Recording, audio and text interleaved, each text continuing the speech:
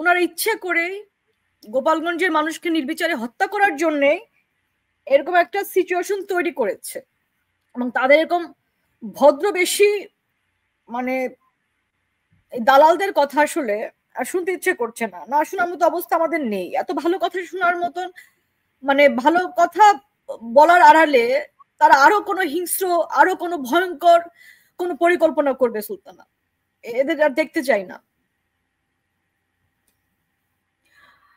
সেজন্য আমি আজকে শিরোনামটি দিয়েছি।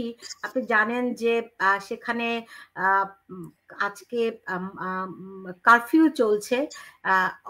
কারফিউ আড়ালে কি হচ্ছে জানি না, আমরা আসলে খুব ভয়ের মধ্যে আছি। আমাদের আত্মীয় স্বজন পরিবার সব গোপালগঞ্জে, মানে কারফিউটা আড়ালে কি হচ্ছে কারোর সঙ্গে কেউ যোগাযোগ করতে পারছে না, ভয়ে ফোন ট্র্যাক হবে সেই ভয় কেউ কারো ফোনও করছে না।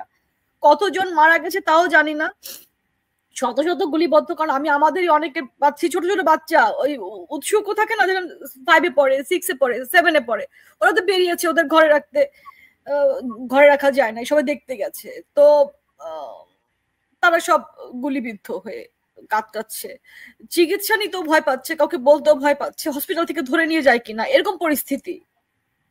এটা এবং এই পরিস্থিতি তৈরি হবে আমরা জানতাম।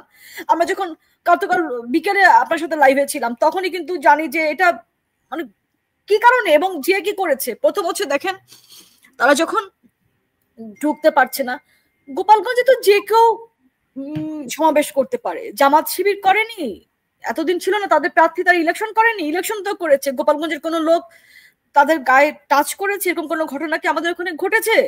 ঘটেনি। কিন্তু আপনি দেখবেন যে আমাদের শহরে কিন্তু মারামারি হয় না, খুবই রেয়ার। মানে গোপালগঞ্জে একজন একজনকে মেরে ফেলেছে এক গ্রুপ আর এক গ্রুপ, এরকম ঘটনা কিন্তু ঘটেনি। মানে আপনি 5ই আগস্টের আগের কথা বলছি আমি। এর আগে আমার সঙ্গে একজন যুক্ত রয়েছেন গোপালগঞ্জ থেকে। ভাই আমি আপনার নামটিও বলছি না, আপনি গোপালগঞ্জ থেকে আছেন, আপনার কোনো পরিচয়টি আমি বলছি না, শুধু আপনি সেখানকার পরিস্থিতি একটু আমাদেরকে জানান। আপনি কি আমার কথা শুনতে পাচ্ছেন ভাই? আপনার আপনার আপনার কথাটা আনমিউট করে দেন, আপনার মাইক্রোফোনটা আনমিউট করতে হবে। ভাই আপনার মাইক্রোফোনটা আনমিউট করেন, আনমিউট করলে আমরা শুনতে পাবো। আপনি যদি মাইক্রোফোনটা আনমিউট করেন তাহলে আপনি শুনতে পাবো। আমি আপনার নাম পরিচয় কিছুই বলছি না, আপনি শুধু আপনার মাইক্রোফোনটা একটু আনমিউট করেন এবং আমাদেরকে একটু জানান যে আপনারা গোপালগঞ্জের মানুষরা কেমন আছেন, কি পরিস্থিতিতে আছেন। আপনি দেখতে পাচ্ছেন আমার অতিথি আছেন, রুমা আছেন, কিন্তু তিনি কাঁদছেন আপনাদের জন্য। না তিনি হয়তো ওখানে ইন্টারনেট অনেকেই বলছে বিচ্ছিন্ন করে দেওয়া হয়েছে, হয়তো সেজন্য স্লো করেছে। হ্যাঁ, সেজন্য আমি হয়তো তার কথা শুনতে পাচ্ছিলাম না, এবং তার মাইক্রোফোনটা আনমিউটও করা ছিল না, এবং সে আমাকে টেক্সট করেছিল যে আমি তার কথা শুনতে পাচ্ছি না, আমি দেখছিলাম আনমিউট করা। যাই হোক, রুমা আমাকে যদি একটু বলতেন। আপনি বলি, হয়তো আপনারা ইতিমধ্যেই মানে কালবেলা বোধহয় লাইভ করেছে বা অনেক ভালো স্টোরি করেছে, যেটা জানলাম। প্রথম হচ্ছে যে তারা যে ঘোষণাটা দিচ্ছিল, এবং এর আগে আপনি জানেন যে বঙ্গবন্ধুর মাজারকে হামলা করা হবে, হামলার জন্য নানা ধরনের উস্কানি আমরা কিন্তু পিনাকি সহ আর অসংখ্য মানুষের কাছ থেকে, এদের এই গুন্ডাদের কাছ থেকে কিন্তু আমরা পেয়েছি, যার ফলে একটা গোপালগঞ্জের মানুষের ভিতরে এরকম একটা ধারণা বদ্ধমূল ছিল যে এরকম কিছু একটা ঘটতে পারে। মানে তারা সবাই প্রিপেয়ার ছিল, ওয়েল প্রিপেয়ার্ড আসলে মানসিকভাবে, যে যেভাবে হোক বঙ্গবন্ধুর অসম্মান করতে দেবে না। আচ্ছা, তারপরে সার্জিসের যে ফেসবুক পোস্ট, নাহিদের যে ফেসবুক পোস্ট, ডাক্তার জারার যে ফেসবুক পোস্ট, আপনি দেখেন, march to Gopalganj, march, why march? সব জায়গায় তুমি পথযাত্রা করেছো, পথসভা করেছো বা পথযাত্রা করেছো, পদযাত্রা সরি। তো তারপরে ওখানে যখন গেছে, এটা নিয়ে তো একটা তাদের এই উস্কানিতে দেখবেন যে আমিও সোশ্যাল মিডিয়াতে পোস্ট দিয়েছি, এই উস্কানির ফাঁদে কেউ পা দিবেন না, একটা প্রতিহত করার একটা চেষ্টা করেছে। আমরা দেখেছি যে একদম নারী পুরুষ নির্বিশেষে গাছ কেটে কেটে রাস্তায় দিচ্ছে। হ্যাঁ, তো এরকম পরিস্থিতিতে এই যে 144 ধারা জারি করলো প্রশাসন, এটা তখনই করতে পারতো। এই প্রোগ্রামটা তো প্রয়োজন ছিল না, তাদেরকে গোপালগঞ্জের মানুষ চায় না, তাদের কথা শুনতে চায় না, আপনি জোর করে কেন সেখানে কথা বলতে যাবেন? আমরা চাচ্ছি না তো আপনাদের কথা শুনতে। এই যেমন আমি যে নিতে পারছি না আসিফ নজরুলকে, নিতে পারছি না তো আপনার এই রেজওয়ানাকে। এদের ভদ্রমুখী মুখোশের আড়ালে কি বাস করে সেটা তো আমি জানি। আমি তো এই রেজওয়ানাকে আগস্ট জুলাইয়ের আগে হোয়াইট হাউসে আসতে দেখেছি, আমি জেনেছি সেখানে সে কি প্রোগ্রাম করেছে। সে তো ডিপ স্টেটের। আজকে বাংলাদেশের যে সিচুয়েশন, এটা তো আসিফ নজরুল রেজওয়ানারা এর জন্য আর্থিকভাবে লাভবান হয়েছে। শুধু যে তারা পদ পদবি পেয়েছে তা কিন্তু না, তারা আর্থিকভাবে লাভবান হওয়ার জন্য বাংলাদেশকে আজকে এই পরিস্থিতিতে নিয়ে গেছে। আচ্ছা, তারপর সেনা সদস্যদের প্রহরায় তারা মঞ্চে উঠেছে। ওকে, মঞ্চে উঠে কি করেছে? সেখানে কিন্তু রাজনীতি করবে, মানুষের মন দখল করবে, মানুষের ভালোবাসা অর্জন করবে, সেখানে কিন্তু আজে বাজে উস্কানিমূলক মন্তব্য মানে বক্তব্য দিয়েছে প্রত্যেকেই। হাসনাত বলেন, সার্জিস বলেন, একই ভাষা ছিল। তারা বঙ্গবন্ধুর আদর্শের কবর জিয়ারত করবে গোপালগঞ্জে। হ্যাঁ, এই ধরনের অশালীন মন্তব্য, এই ধরনের স্পর্ধা তারা গোপালগঞ্জে কি কারণে দেখাতে গিয়েছে? তারা মানে জোর জবরদস্তি করে কবর করবে, সে কবরই তো দিয়েছে। 15 জনকে, 20 জনকে, 25 জনকে না কতজনকে তারা কবর দিয়ে এসেছে কিন্তু তাদের এই খায়েশটা পূরণ করার জন্য। তারপর তাদেরকে তখন জনগণ ফুঁসে উঠেছে। তখন কিন্তু নির্বিচারে অলরেডি গুলি শুরু হয়ে গেছে। গুলি করে কিন্তু তখন মারতে শুরু করে দিয়েছে। তখন আমরা লাইভে ছিলাম। তো যখন আপনি একজন মানুষকে মারবেন, 2 জন মানুষকে মারবেন, তখন তার আত্মীয় স্বজন, পাড়া প্রতিবেশী, গ্রামবাসী বসে থাকবে? ডাকাত হামলা হলে আপনার তো আইনি অধিকারও আছে সেটাকে আপনার প্রোটেস্ট করার।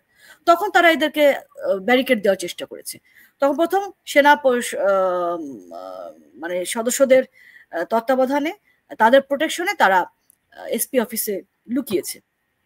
এরপরে আপনারা জানেন যে যে সেনা বহরের যে এই কি কি যেন বলে ওটাকে, না?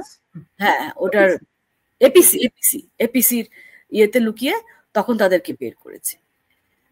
এবং এইটুকুন তাদের এই খায়েশ পূরণ করার জন্য মানে একটা নরকে পরিণত করেছে আজকে। এই যে বারুদ গোপালগঞ্জে তারা জ্বালিয়েছে, এটা সারা বাংলাদেশে। হ্যাঁ, এ মৃত্যু না।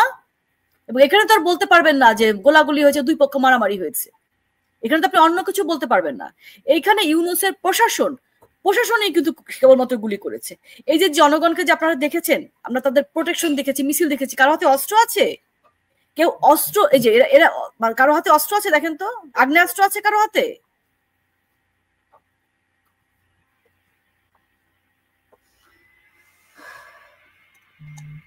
তো এখন কি হচ্ছে কিছু জানতে পারছেন? এখন ওই যে বললাম যে কারফিউর নামে ভয়ঙ্কর ভীতিকর একটা পরিস্থিতি এবং মানুষজন প্রচন্ড। আমি আমার অতিথিকে যুক্ত করতে পেরেছি গোপালগঞ্জ থেকে। আপনি কি আমার কথা শুনতে পাচ্ছেন ভাই? আমার কথা শুনতে পাচ্ছেন আপনি?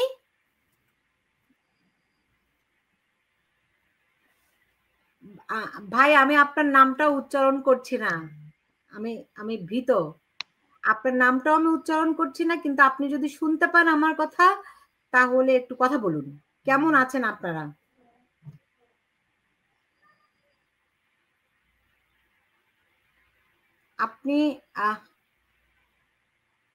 আপনি কি আমার কথা শুনতে পাচ্ছেন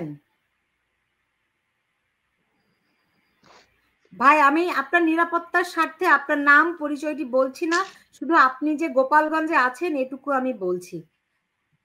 আপনি কি শুনতে পাচ্ছেন? শুনতে পেলে কথা বলুন।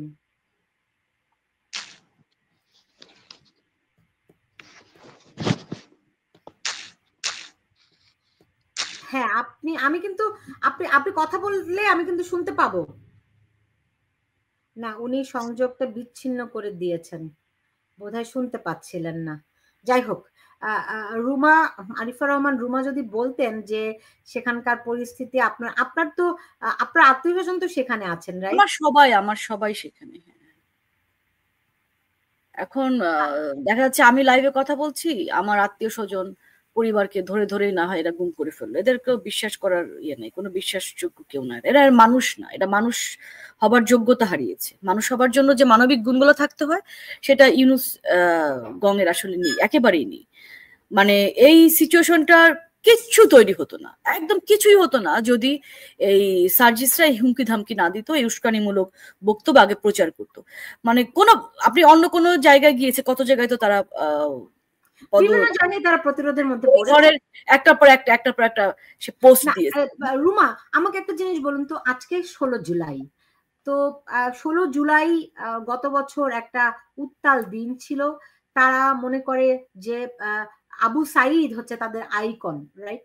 এই 16 জুলাই আবু সাইদ বন্দুকের নলের সামনে বুক চেতিয়ে দাঁড়িয়েছিল, আত্মাহুতি দিয়েছে, আত্মহত্যা করেছে। আচ্ছা, তো তো তাদের তো আজকে তারা এটা মনে করে না, তারা প্রচার করে, তারা খুব ভালো করে জানে আবু সাইদ কি হয়েছে। তো তাদের তো আজকের দিনটি রংপুরে পালন করলে সবচেয়ে ভালো হতো, গোপালগঞ্জে কেন? আপনার কাছে কি মনে হয়? এই যে একজন আত্মা তাদেরকে এই তৈরি করে দিয়েছে সন্ত্রাসের পথ, এবং সেই এই যে মানুষকে মারার জন্য গোপালগঞ্জে গিয়েছে, গোপালগঞ্জে মানুষকে খুন করার জন্য, আর কোনো কারণ নেই। খুন করার জন্য তো আপনার একটা অজুহাত লাগবে, একভাবে ঢুকতে হবে, তো একটা ওয়ে লাগবে। সেই ওয়েটা হচ্ছে এই সার্জিসদের এই উস্কানি, সার্জিসদের এই হুমকি ধামকি, তাদের বক্তব্য দেবার খায়েশ, তাদের বঙ্গবন্ধুর আদর্শ গোপালগঞ্জের মাটিতে তারা কবর দিবে। কত বড় স্পর্ধা এবং কত বড় মানে বেকুফ, মানে কত বড় মানে ইম্যাচিউর এগুলা রাজনীতি করবে। হ্যাঁ, এরা রাজনীতি করার যোগ্যতা আছে। জি, আমার অতীতে জি যুক্ত হয়েছেন আপনি, আমাকে একটু গোপালগঞ্জের খবর বলুন ভাই। আপনারা কেমন আছেন?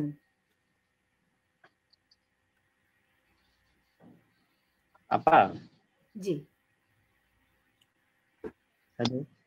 জি জি বলুন, আমি শুনতে পাচ্ছি, প্লিজ একটু বলুন।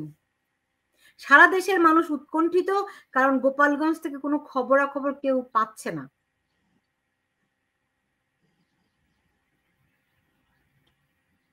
আপনি কি শুনতে পান?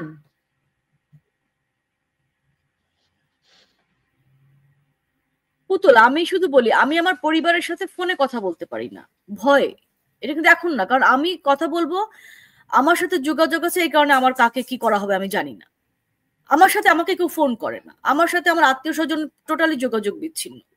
যে আমাকে ফোন করে না, যেহেতু আমি ফেসবুকে কথা বলি, আমি সত্য কথা লিখি, আমি টক শোতে আসছি, যে আমার সাথে যোগাযোগ থাকার ভয় আবার কাকে কি গুম করে ফেলবে, কি করে ফেলবে, এরকম একটা অবস্থা বাংলাদেশে।